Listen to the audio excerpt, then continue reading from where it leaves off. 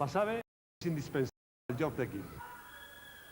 En la lliçó d'avui practicarem les passades amb dues mans. El més important de la passada és que la pilota arribi just on t'has proposat i, a més, en bones condicions. Hem de tenir en compte que la passada ha de ser forta i que sempre que puguem li hem de donar una trajectòria recta i tensa. Enviarem la pilota on la demani el receptor. Per fer correctament la passada, haurem de tenir els colzes no gaire separats del cos. Això ens permetrà donar la màxima força i la direcció adequada a la pilota, perquè la passada arribi en condicions al nostre company. Amb la pràctica anirem corrigint els defectes i donarem força i precisió a aquesta acció. Les passades amb dues mans poden ser picades, fent que la pilota faci un bot a terra, sobre el cap, com veiem en aquestes imatges.